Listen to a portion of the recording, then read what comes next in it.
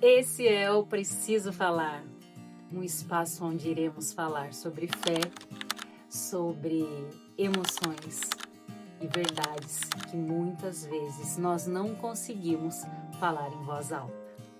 Então vem comigo que... Caramba, é tão difícil, né, gente? Bora! Então vem comigo que hoje é o primeiro episódio. Roda a vinheta.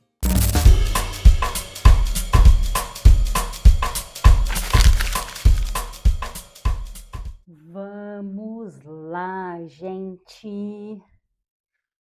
Olha, vou falar bem a verdade para vocês. Eu sempre quis ter um espaço onde a gente pudesse falar as verdades que estão dentro de nós e que a gente não tem coragem de dizer publicamente, abertamente, que às vezes fica só na nossa cabeça. E assistindo um filme, me veio esse nome, Preciso Falar. E eu, na hora, né, falei assim com Deus, será? Será que eu faço um podcast com esse nome? Um espaço seguro, um espaço aberto para mulher falar o que está dentro dela. Preciso falar. Eu preciso falar, eu preciso expressar, sabe? Então, Preciso Falar nasceu nesses termos. E hoje eu quero trazer o primeiro episódio que a gente vai falar sobre o cansaço que nós mulheres temos dentro de nós.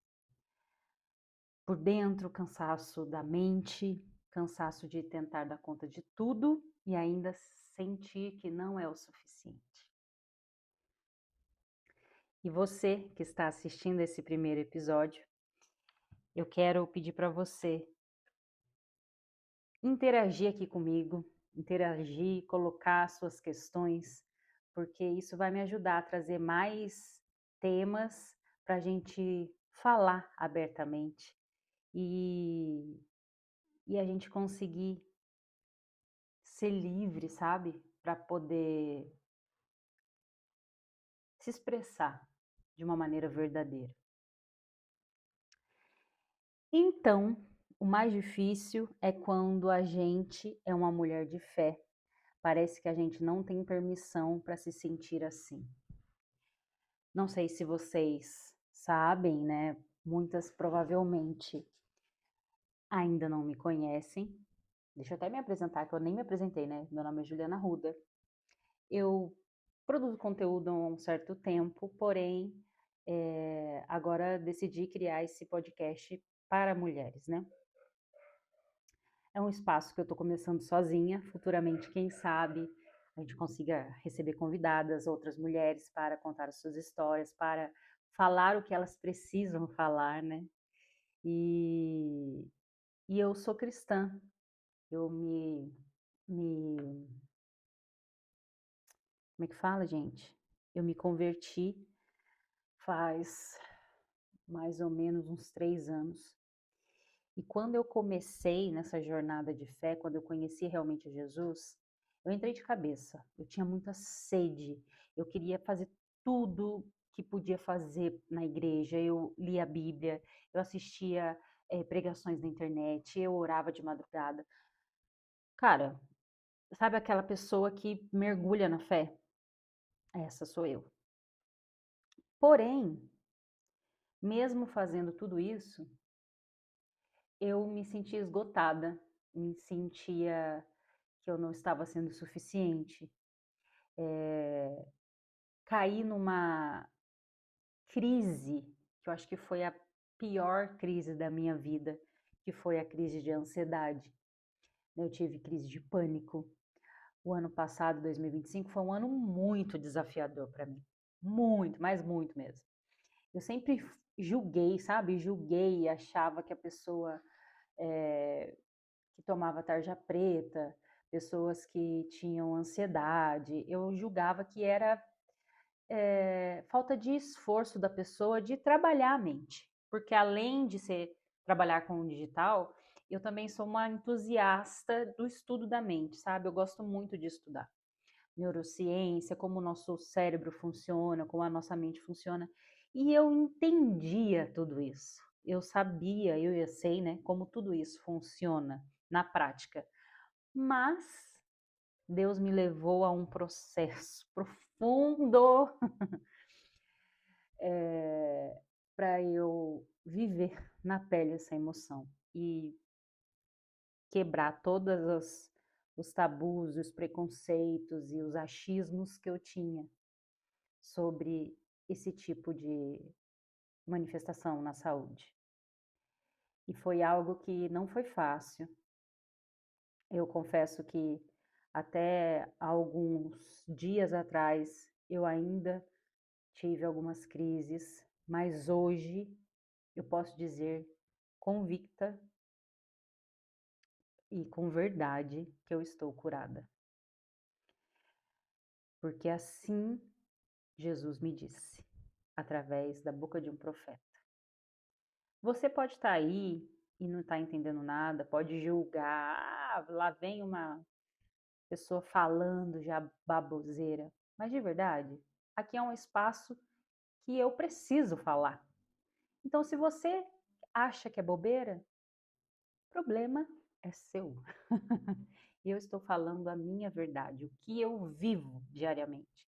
E foi um momento muito difícil para mim.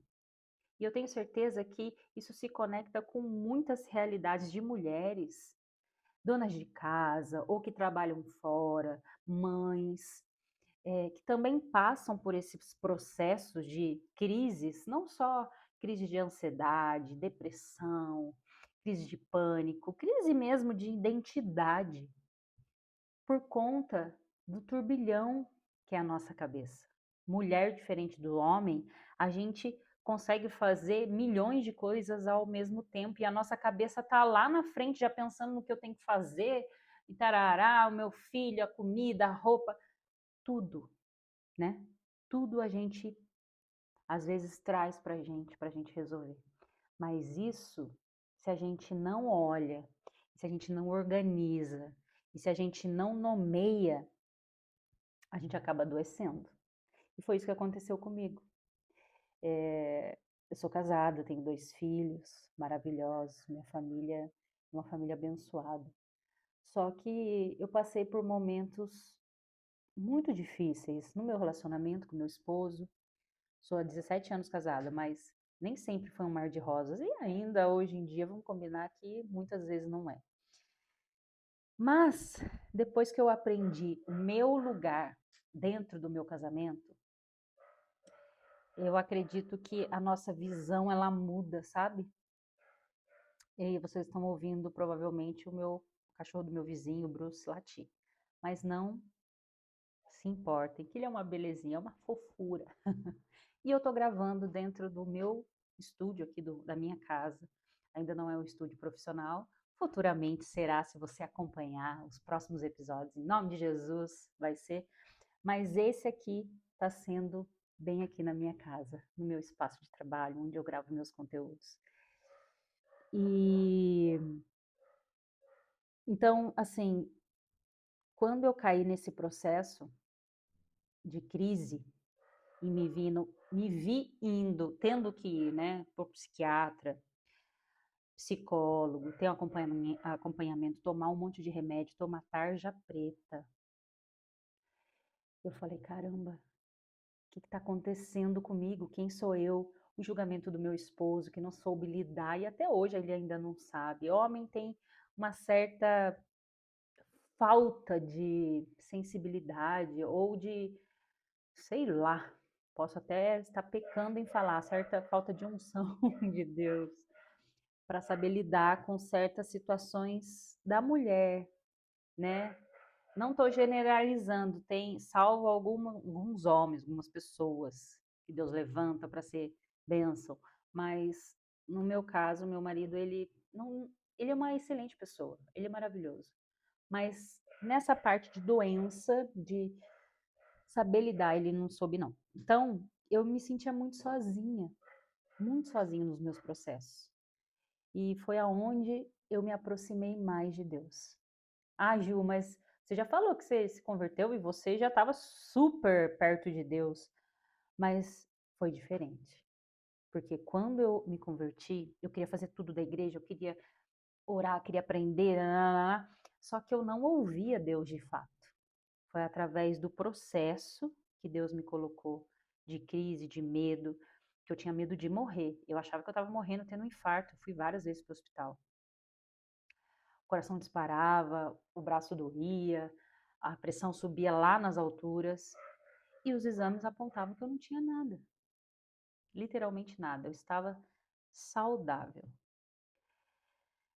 E mesmo eu sabendo que estava saudável, eu ainda tinha sensações no meu corpo. A minha mente, eu vinha os pensamentos quentes que falava, opa, acho que você vai ter uma coisa, acho que alguma coisa vai acontecer de ruim. E daí eu pensava que eu ia deixar meus filhos, eu pensava que, nossa, só coisa ruim. Só que nisso a terapia, os remédios foram importantes, sim. Eu não gosto de tomar remédio, mas foram importantes por quê? Porque eles regularam, né, os neurotransmissores que causavam todas essas crises. Isso demora um tempo.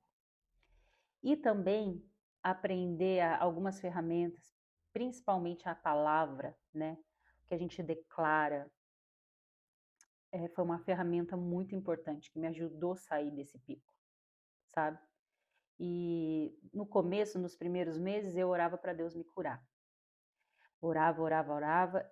E eu ouvi a primeira vez Deus numa madrugada, onde eu estava tendo uma crise e eu me fixava no Salmo 91 e pegava a Bíblia e lia e declarava o Salmo 91 ajoelhada na minha sala, assim. E eu ouvia uma voz do inimigo falando assim para mim, presta atenção. Cadê o seu Deus? Cadê agora? Você está aí passando por isso, está quase morrendo. Cadê o seu Deus para te salvar, para te curar? Gente, foi um momento terrível, amedrontador. Mas na mesma hora eu sentia um fogo queimando dentro de mim, onde eu criava uma força que eu não sei da onde, é divina mesmo. E eu declarava, falei assim: aqui você não tem poder. Eu sou filha do Deus que criou tudo, o céu e a terra. Aqui você não tem poder. Você pode tentar me esmagar, tentar me apertar, mas eu vou continuar crendo no meu Deus, que eu sou filha, sou amada.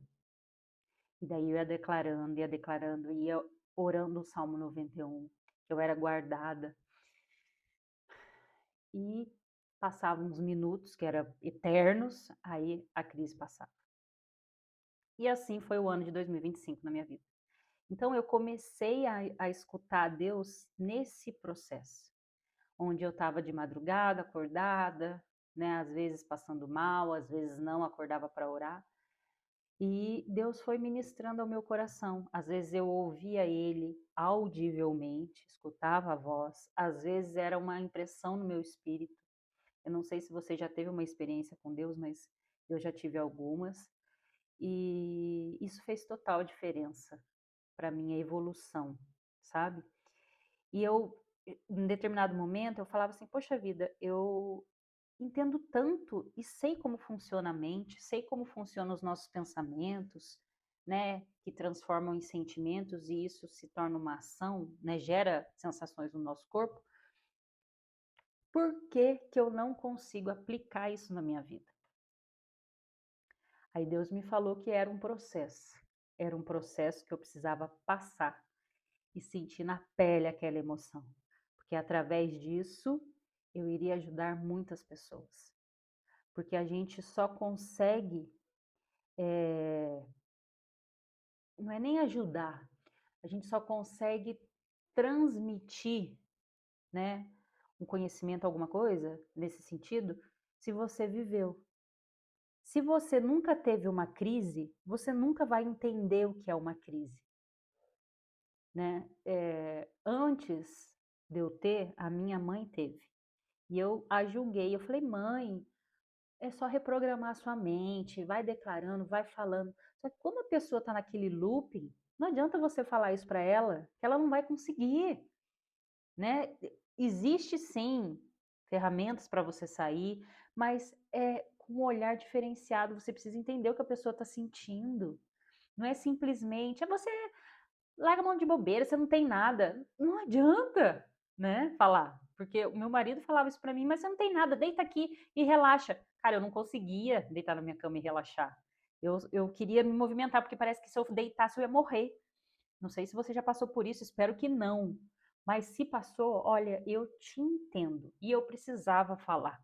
Precisava falar para expor isso para o mundo, porque é algo que cada vez mais vem acontecendo nessa geração, por conta, né, da tecnologia, de muitas telas, a gente fica nesse looping de, eh, de sensações automáticas através das telas, que a gente acaba se esquecendo de respirar e se colocar em presença. A gente se compara demais com os outros.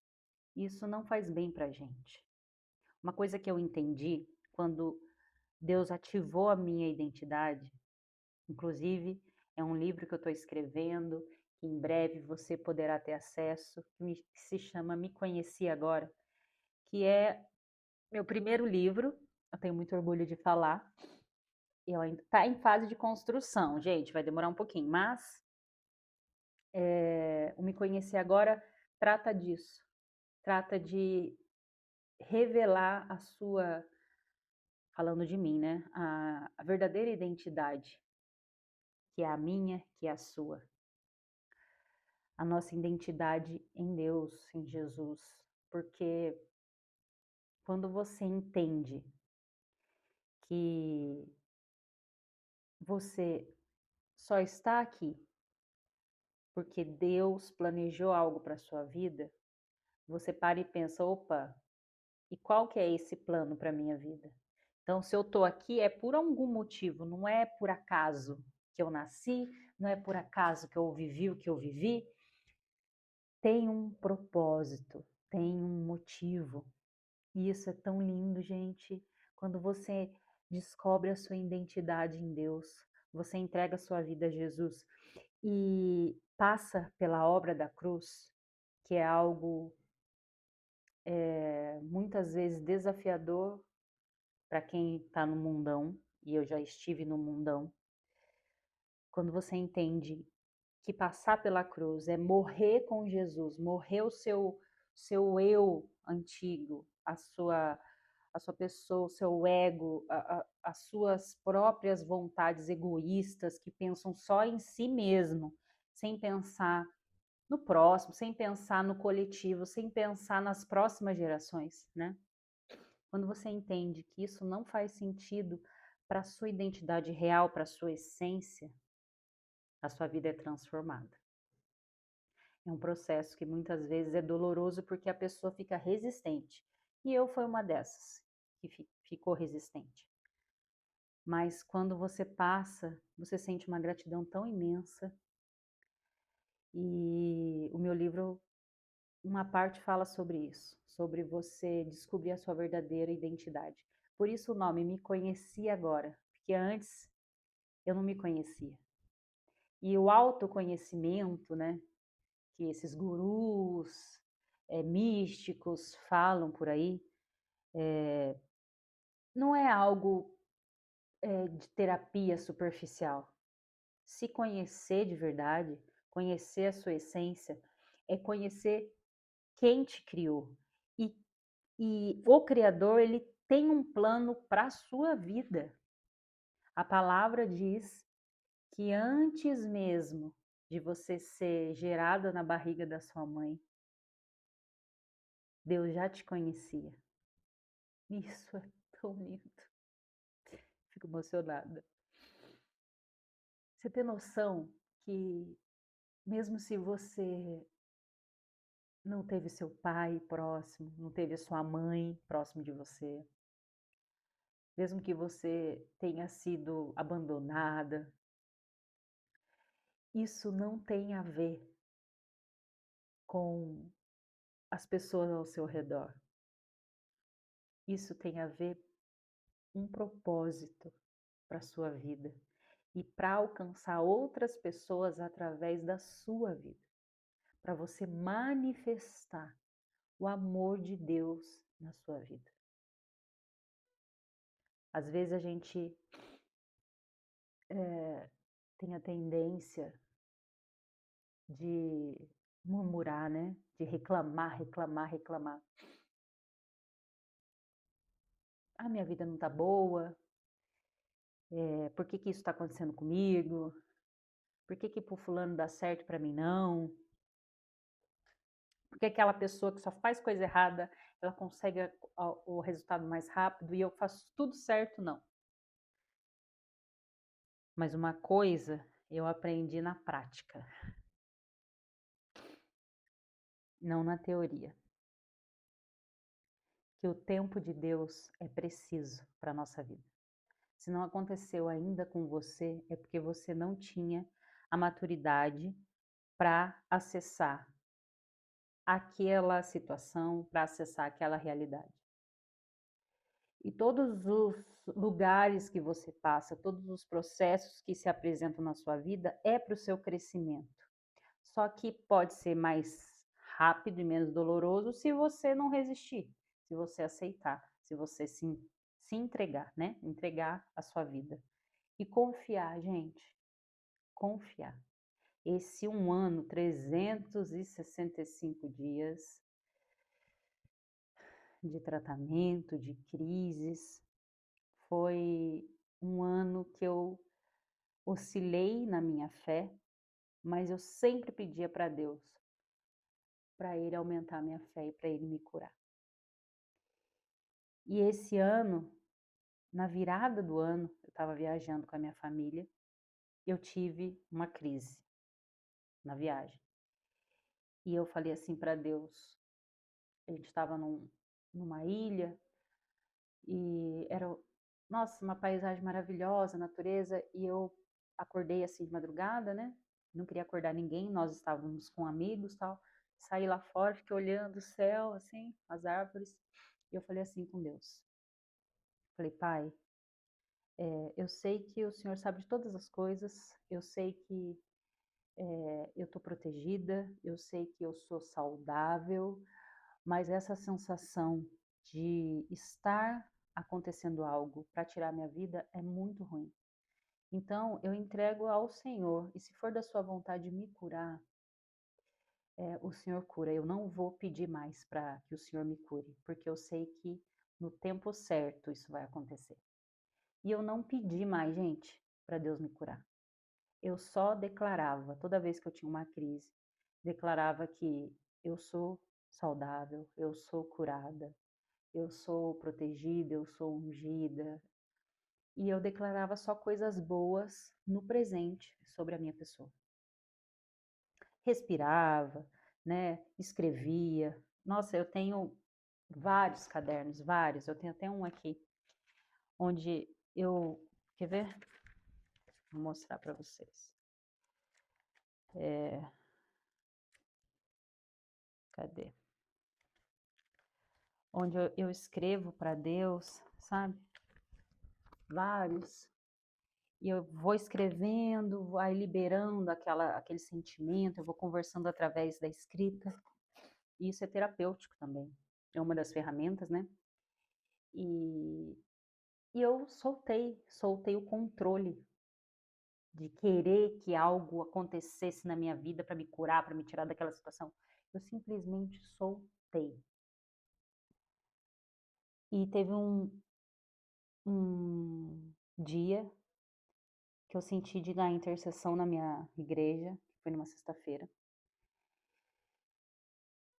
E eu, lá no meio do culto de intercessão, nós todos orando, a pastora que estava conduzindo o culto falou assim: tem uma pessoa que tem passado por problemas, né, na mente, crise de ansiedade, crise de pânico.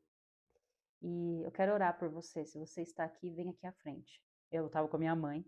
Na hora, minha mãe, vai lá, filha, vai lá. Mãe, você sabe como é, né? E eu fui. Gente, e foi impressionante.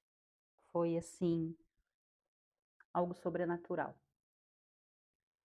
Deus me curou naquela hora. Foi algo tão forte, tão forte. Depois eu recebi mais 2 palavras proféticas em relação a isso.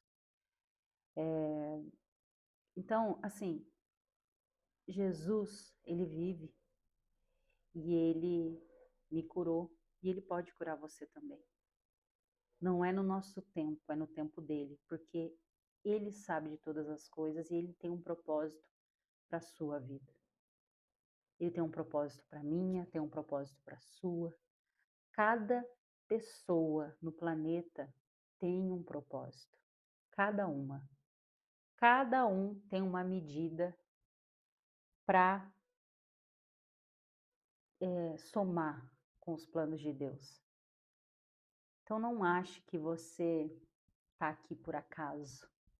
Eu precisava falar isso.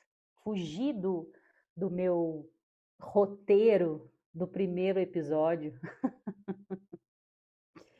Eu vou até ler para vocês que eu tinha colocado aqui, ó.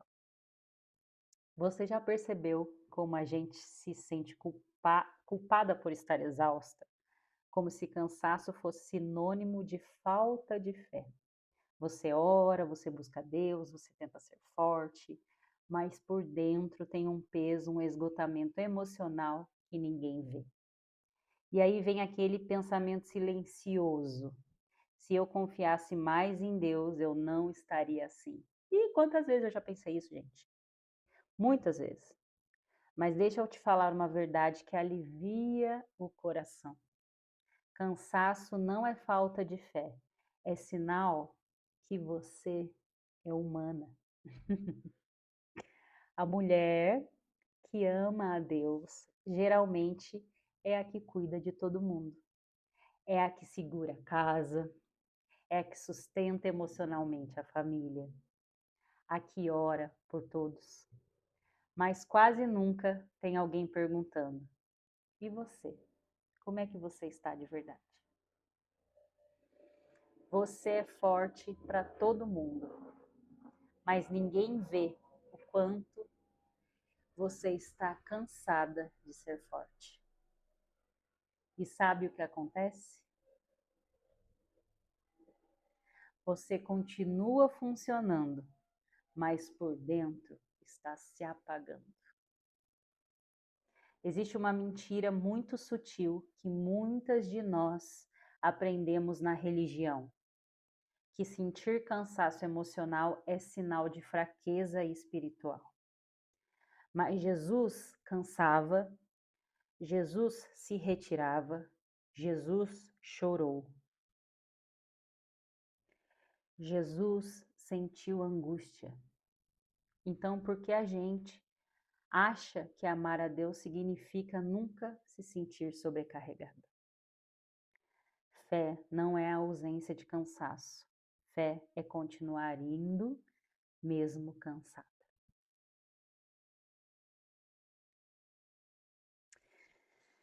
Bom, talvez você esteja ouvindo isso e pensando: eu amo a Deus, mas eu não aguento mais fingir que estou bem. E sabe de uma coisa? Deus não se assusta com a sua exaustão. Ele não olha para você e diz: que decepção. Ele olha e diz: vou repetir, bem pertinho. Ele olha e diz: filha, vem descansar em mim.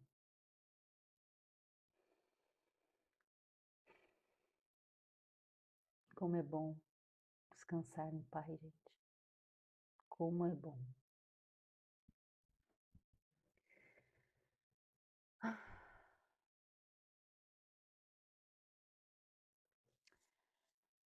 Talvez o que você não precisa hoje é de mais força.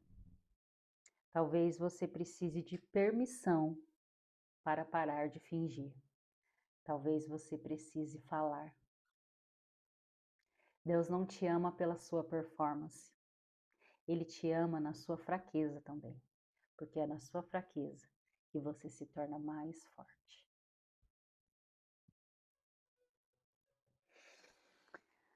Bom, se esse episódio falou com você de alguma maneira, respira fundo agora. Vamos respirar.